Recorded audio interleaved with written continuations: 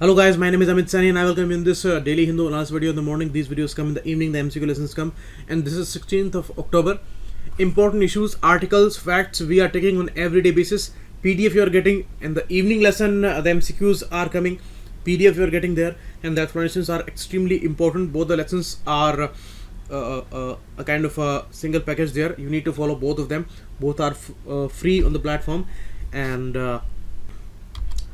do not break this consistency. Festivals will come, a lot of occasions will come, but you break your consistency not more than for 1 or 2 days, and that is only when it is very necessary to get a break there. Otherwise no need to do that.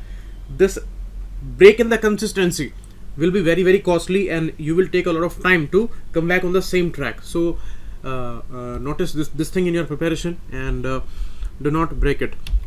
Consistency is the key.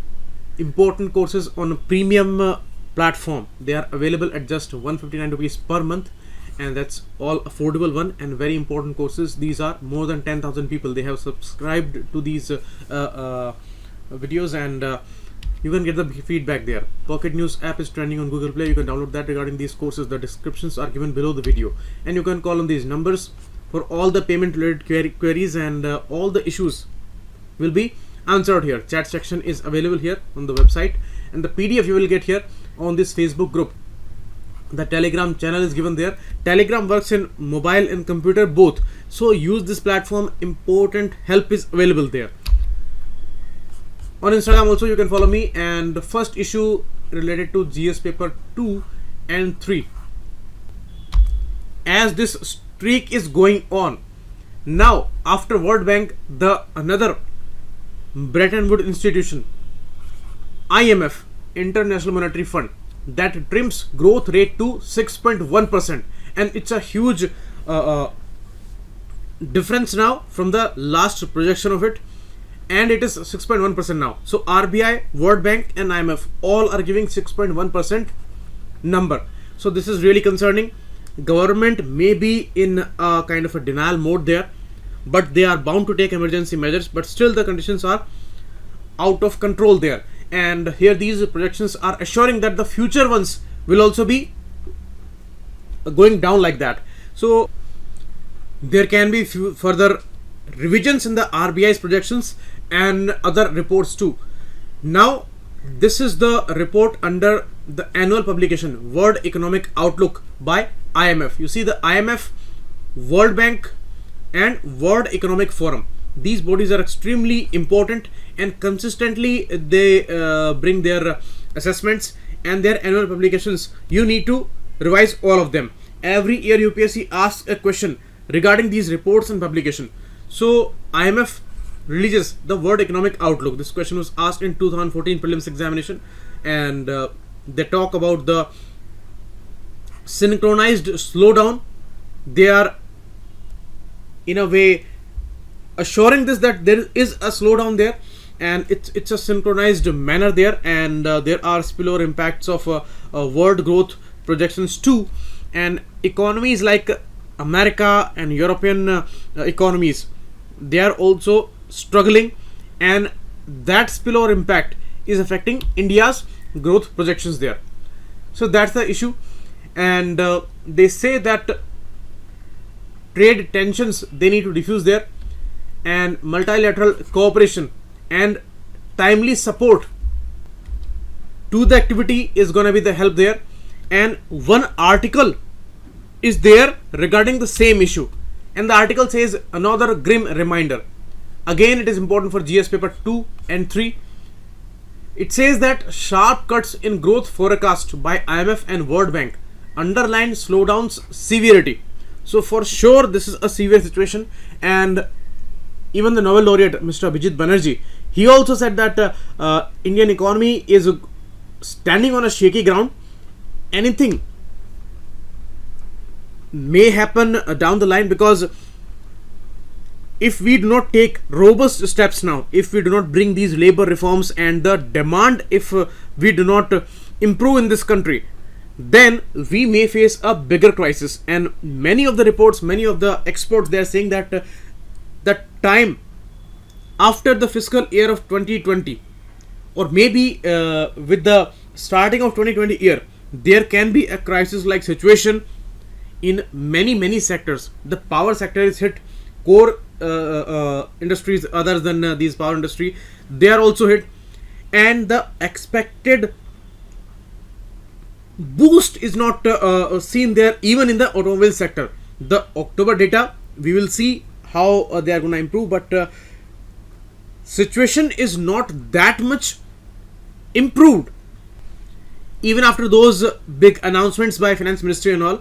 So this is something really severe, and the government talks about the cyclical slowdown, but it's not like that in 100% way, because many of the experts and many of the independent reports and many of the observations, they say that cyclical slowdown is something different. Means we all know that it's a business cycle that goes on. Expansionary phase, then a cool phase, then a contractory phase, then again expansionary phase, and this goes on like that. So cyclically these alternations will come. So sometimes it's a boosting phase, sometimes it's a cool phase, sometimes it's a slowdown phase in the business cycle, in the economic cycle. But they have reasons, they have conditions, and these things are propelled by particular robust factors, but those factors are not visible, and the issues with the structural weaknesses and the world growth effects, you cannot say they are more than 25%. This is something South Asian Economic Policy Network survey talks like that. So these are the impacts, not more than 25%. We have had a phase where the prices of crude oil internationally, they were down for a long period of time. Inflation was under control. So there must have been a good growth today, more than 8% today. All the factors were available there. But instead of that, we only blame the world growth projections, and now we say that it's a cyclical slowdown. But all those factors are not there for the cyclical slowdown. Factors were just opposite. These were boosting factors, and there should have been a good growth. But almost all the experts, all the reports, they say that after the demonetization phase, this is a proper mismanagement. Because some warnings were available, but still all those decisions were taken, and now we are facing this slowdown phase. For sure it's a severe condition, but still we are not taking steps for the demand boost. We are not taking that. We are announcing some supply side measures and some other issues like the corporate tax cuts and all. So these things are not going to help. We need to boost the demand there. Otherwise, this economy will surely in a huge crisis. Even Mr. Banerjee, even Mr. Raghuram Rajan, all have warned regarding this situation. They have said that they need to boost the demand. The money should be there in the hands of poor people, especially the schemes like Narega. They are going to help here, because the demand in the rural area especially, that is totally down, and if that will not pick up, then no industry is going to get the help here. So that's the main issue. So consumption demand is the biggest drag on the momentum, and IMF has urged structural reforms in labor and land laws to boost jobs and infrastructure creation. That we must do. Regarding the labor reforms, many experts, they have said that it's a dire need, but this cannot be done immediately. It will take time, but till that time the decision making must be very professional and robust, and it must be based on the facts. But today we are denying some facts, and that's why the problem persists there. And you see, the sharper than expected slowdown in major economies like US and other Eurozone countries, these are also having their spillover impacts, and India is certainly affected there. So that's the reason, and financial sector reforms are the need of the hour. If the banks, their condition doesn't improve,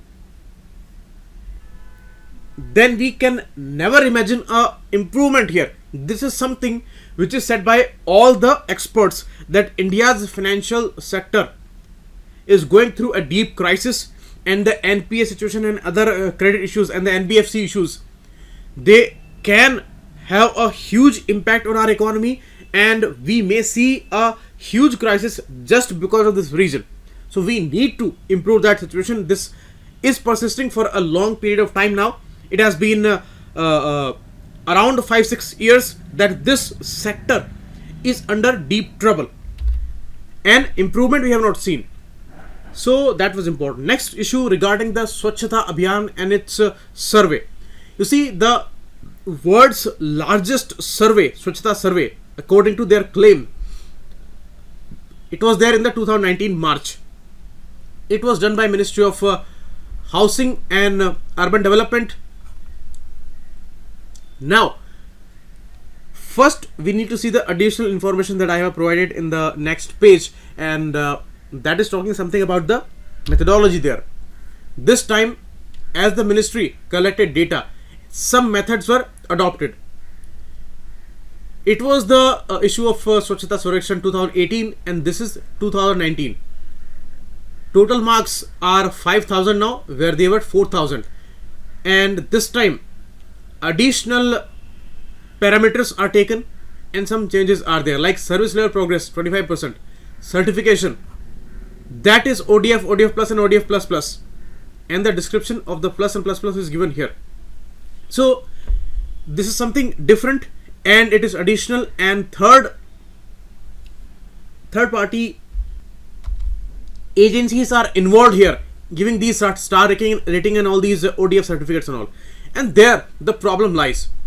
Direct observation is a common thing, citizen feedback is a common thing, service level is a common thing. So they all have 1250 marks and all add up to 5,000 marks, and according to that cities are ranked, and this time more than 4,000 cities were ranked. Now we see the ODF, open defecation free, means the toilets are built there and people are not defecating in the open areas, especially in the rural area. Urban area is very close to get a 100% ODF situation. Rural areas, we have announced that India is open defecation free, and ODF plus and plus plus, these are two new additions. ODF plus means community toilets, public toilets, they are available, and the uses of the existing toilets, that is happening. Water availability is there, functionality is there, cleanliness and maintenance is there. So if that is there, then open defecation plus certificate will be given. Plus plus means focus on achieving sanitation sustainability by addressing complete sanitation value chain, including safe containment, processing and disposal of fecal sludge and septage. Means the waste management must be there, garbage free condition must be there, and city has a solid network of solid and wet waste management. Then the ODF plus plus certificate is given, and on the basis of that these cities are ranked. Now Madhya Pradesh was the good performer here, 4th best performing state overall. Indore was the best city there. Dewas near the Indore city is the best small city, innovation and best practices category. Ujjain, medium city, the cleanest city. So these are there in Madhya Pradesh. Now a citizen,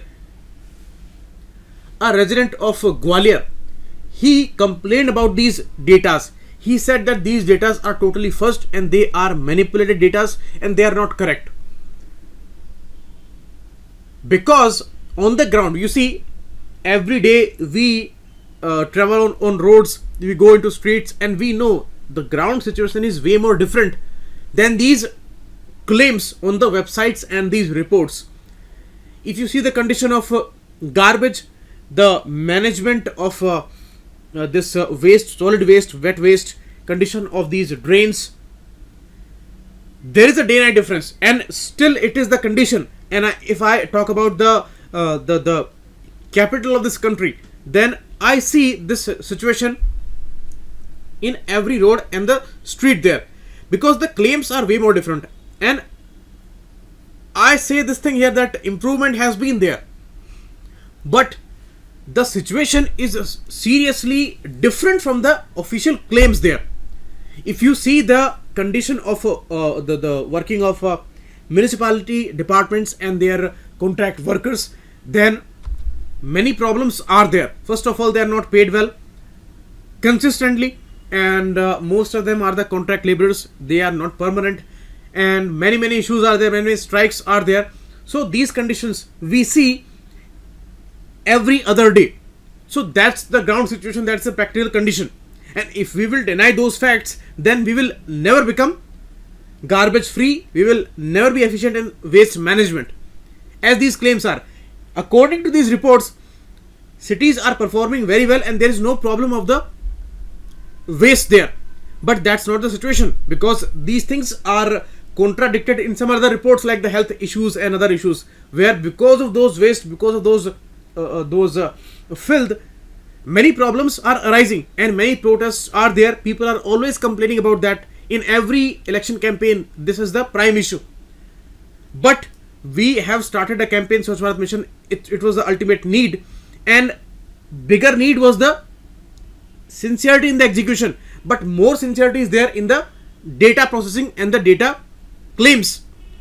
That's why this issue is very important, and the person has complained regarding that the data which are coming, these are wrong. Third party agencies are involved and they have accorded to these urban local bodies a higher status there, and there is clear case of fudging there. Now because of that, the officials, they have given directions that there will be a revaluation there, and the survey which was touted as the world's largest cleanliness survey, but the ground condition is totally different. That's why we need to see there. The cities like Singrauli, Pithampur, Jabalpur, they were given these ranks like 21, 50 and 25.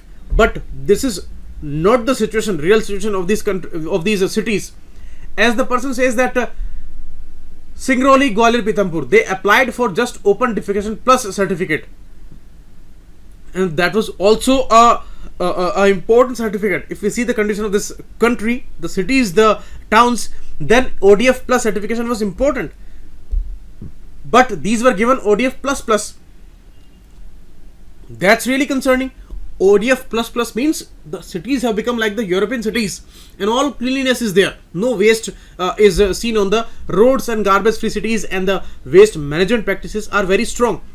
But that's not the situation. Even in the metro cities, the garbage collection management and the solid waste management is really in a gloomy situation. So they are giving these certificates, but is it the correct report? There are huge suspicions, and that's why this report is important, and that's why they have considered this complaint, and they are ordering a inquiry regarding the issue. So Ministry of Housing and Urban Development has done this survey, world's largest cleanliness survey according to their claim, and now this issue is there. Quality Council of India was also responsible here. In 17 the responsibility was given to it, then 18, then 19. The latest survey was in 19. So Swachh Sarvekshan 19 for Madhya Pradesh declared the best solid waste management in the country, and boasting 8 cities in the top 25. So that's why it's a problem. This country is going through a huge menace, where authorities have found a nice way to absolve of the responsibility, and accountability is totally lost. Why? Because on the ground you do not see much difference, but in the official claims, in the reports and in the data, there is no problem at all. Although it is not a new problem, it's a typical problem of this country. But the media, the managed media, I would say, I will never call this media a simple media here. It's all a managed and committed media. They can distort any information. They can show you if it is night, and they will show you it's a day. They will turn on a light and they will say it's a day. So this menace is going on. The problem and the manipulation of the data. If there is any independent reporting, they will never accept it. If any international organization, they will criticize them, they will never accept it. If they praise the government or if they praise the authorities, then they will advertise it like hell. Everywhere they will put those sentences. But if they criticize it, then they will totally deny it on the face. So that's why the problem of the veracity of the data is a very concerning issue. All the experts, Nobel laureates, all the academicians all have raised concern regarding that situation. So that's why important for GS paper 2 and 3. And the issue of data verification, data veracity and data manipulation, that's really a mains question for 250 words. You should comment on that situation, how it can impact the administration, how it is a big hindrance in our country's progress, and how it can devastate the whole agenda of progress of this country, because the wrong data, faulty data is a menace. This is all important. Now we will come to the articles. First article, a cost effective way to power generation. Here Thillai, Rajan and Akashdeep, they talk about the power generation issue and the conventional thermal power plants capacities and the additional claims that we have made regarding the renewable energy and the capacities we have added, important for GS paper 2 and 3 mainly. We have a dire need of extra power generation. This country's need will keep rising and it will go to its peak around 2050 year. So we have to keep adding the capacity. In the past we have managed anyhow, but now these things are not possible without electricity. So in the village areas, you know the condition of power generation, they always struggle, and this is the biggest reason of this imbalance in the growth. Like in the metro cities, the situations are totally different. In the village areas, people are just living a life as they were living 100 years back. No electricity, and they are just waving their hand fans, and most of the times this is a problem of power cut. But today we are using mobiles, the electronic basis of all the progress, the digitization, the internet, everything needs electricity. So the power generation capacity is the most important aspect. It is one of the core industry. 8 core industries are there, and the power generation is one of them. Now we have added 358 gigawatts in last 20 years. Okay, so this is a 4-time growth. 75 megawatts per day we are adding in our capacity. So this is something astonishing if we see the condition of this country. Today we do not have those many power cuts, especially in the cities. In rural areas the situation is different, and that is also improving, but claims are very high and the need is way higher than that. Now India aims to have a renewable capacity of 175 gigawatt by 2022, and now we have announced that we will take it to 500 gigawatt. First of all, our 175 gigawatt is not completed, and we have taken a further step. So we have to see how realistic these claims will prove to be. There are many challenges, and there are many reports of this important claim of 175 gigawatt. They say that we may not be able to complete these targets by 2022, because in the solar sector, in the wind sector, there are many challenges, there are many obstacles. So we need to manage that in the next 3 years, otherwise this goal is not going to be completed. So 500 gigawatt is a kind of a huge goal for renewable energy, especially because in the conventional installed capacity we have added 358 gigawatt in last 20 years, and now many environmental challenges are there, so we need to go towards renewable energy. But 500 gigawatt is something very huge. So we have to talk about the sizes and the cost. We are the economy of scale. Many time we see this important phrase there. Economy of scale means bigger population, bigger needs of production, more the production, cheaper is the cost there. So this is the case of economies of scale. You can take the example of China, you can take the example of India. Thermal generation capacity accounts for about 2/3 of the installed generation capacity. Increasing awareness about the environmental impact is also there. So there is a contradiction. We are promoting renewable energy, but we are also promoting coal energy. We recently announced a portal regarding the coal availability to these power discoms. We know it's a ever increasing demand there, So this industry, this demand is never gonna fail. We will have this demand always. So that's why private sector is investing fortunes here. More than 60% investment is coming from private sector in the thermal energy production, and more than 90% is coming from the private sector in the renewable energy sector. Why? Because they know it is going to be very, very beneficial. Right now they have added nice capacity, and the cost is also low, but it is a private sector, they work for profit. So that's why many allegations are there that why private sector is supported like hell in this sector. Government could do that well, but private sector has performed very well. We need to see what happens in the future, but right now they are performing very well. They have brought good amount of investment here, and they have added good capacity here. So we need to talk about these comparisons here. You see, the efficiency with the thermal system is way higher, and it is a cheaper way. You add 18 solar or wind projects, and you add one thermal plant.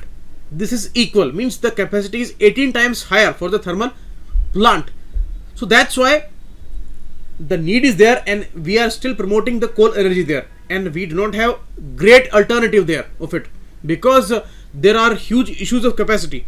And you see, we need that, we need e-vehicles, but for that we need charging infrastructure. But the renewable energy sector is not gonna fulfill all the needs there, because you see the clear difference there. And the average cost per megawatt for thermal plant is about 25% lower than that of solar plant. So this is a additional problem that is blocking this conversion towards renewable energy. So these are some facts we cannot ignore. We are a developing economy. We have many issues regarding the capacity, infrastructure, investment issues, and other things.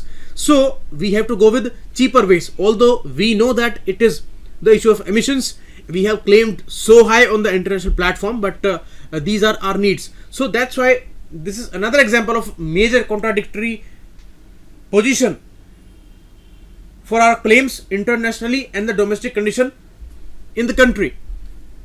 But it is the complex situation. It's a dilemma, perfect dilemma. Now, ownership, as I told you, 63% investment from the private sector. Ownership lies with the private sector mainly, especially in the renewable energies.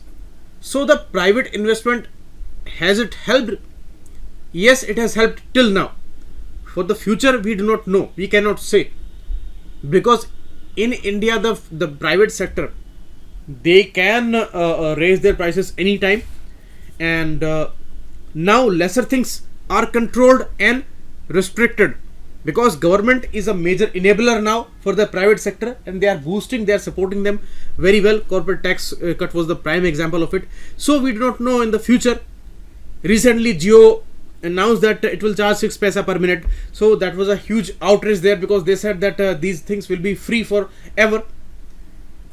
Many issues in the telecom sector, they are the prime examples there. So private sector is not 100% reliable. Today it is reliable, but in the future it will be, we do not know. So the government's control will always be needed, but till date the feedback is very positive.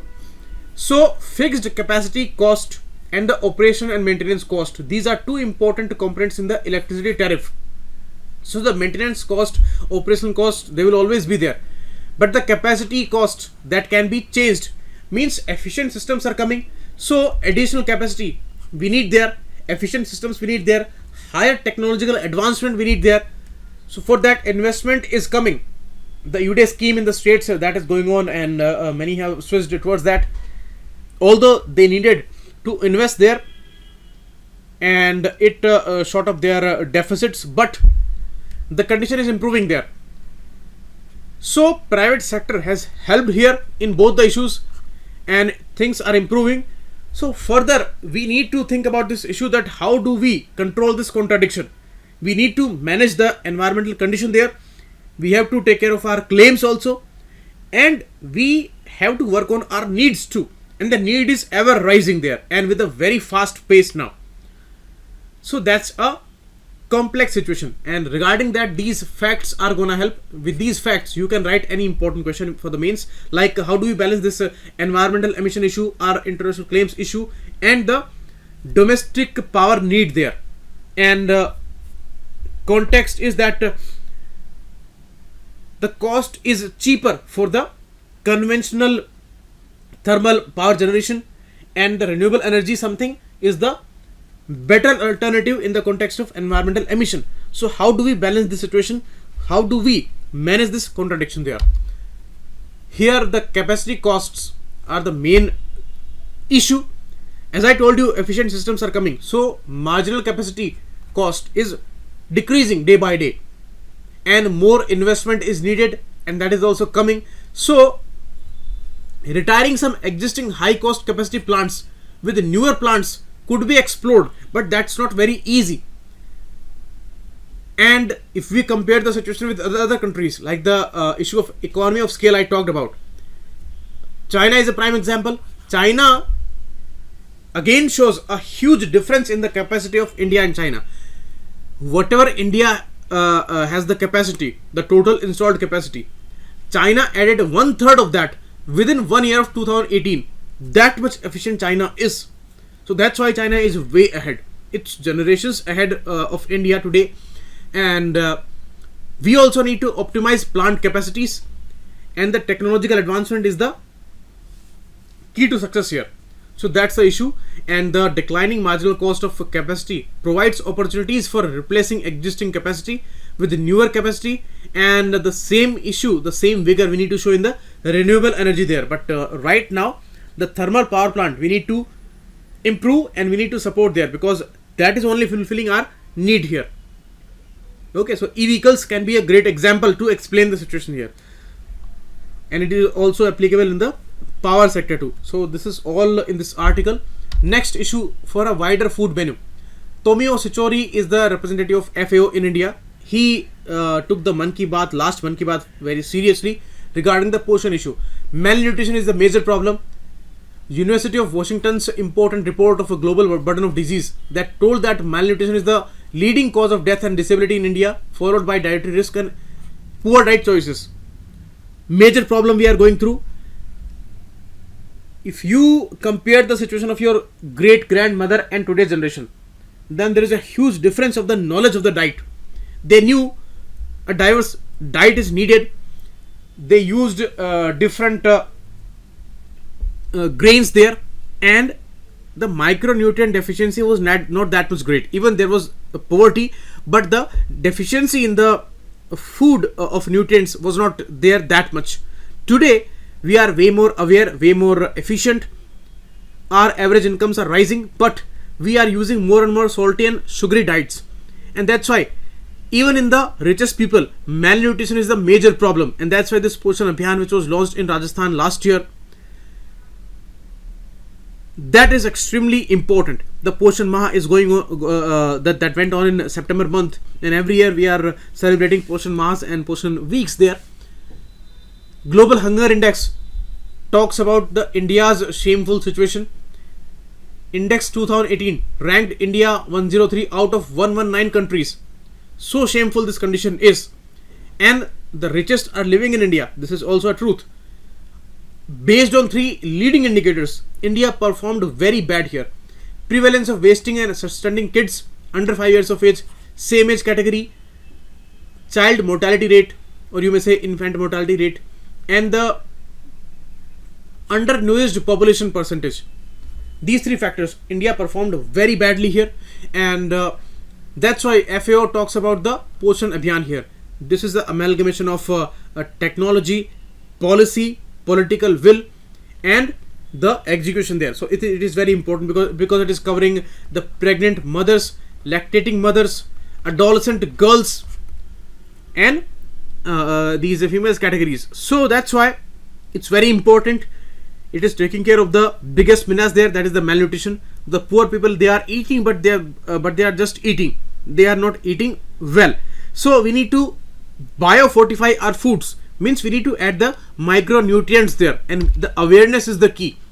People should be aware that what they are eating, how much nutritious that food is. World Food Day is celebrated on 16th of October, and that's why it's an important issue today. So we need more and more dedication here, more and more awareness here, and the goal of a zero hunger we need to fulfill here. And the Poshan Abhiyan is certainly capable of that, but the sincerity and the investment is needed in that. And the data manipulation should not be there, as it's the biggest menace there in all the issues, all the schemes, all the datas. So this is all for today. What is the help? Additional factors here. Consumption patterns. As I told you, for the last 2-3 decades, the situation of the consumption and the dietary habits, they have drastically changed for this country. They have not changed for developed country like that. They have been eating nutritious food for many decades now, maybe even centuries, but we are eating very weak food in the terms of nutrients. As I told you, the condition of our generations. So we need more and more diversity, more and more fruits, vegetables, and nutritious foods we need to eat. We know incomes are rising, people invest more on other enjoyment needs. Maybe people do not have good food there at home, but they will surely buy a smartphone. So this is the case of priorities there, and that's why this country behaves in a foolish manner, especially the poor class there. So they need to focus on this issue, and not only the poor class, the richest class, they also need to focus here, because the malnutrition, the hidden hunger issue is extremely a huge menace, and the NCD problem is directly related with that. NCD, the cancer, diabetes, other problems, they are because of the bad food habits and the sedentary lifestyle there. And the agriculture biodiversity is gonna be a great solution there. We are more and more dependent on these monotonous food habits and the monotonous crop cultivation. After the green revolution, we are just growing these staple crops again and again. In the northern India, it is the wheat, and in the eastern part of India, the rice, especially in the southern part. So rice and wheat, these two crops we are heavily dependent on, and that's why the diet has become monotonous. It is devastating for the soil also, it is devastating for our food habits also, and that's why we have a typical problem of malnutrition and the hidden hunger. So that's why this biofortification is needed, and agriculture biodiversity, the food diversity, will solve our problem. So that's an important issue for GS paper 2 and 3 both. This is all for today. We will meet again tomorrow. Thanks a lot. Keep watching. It was Amit Sani.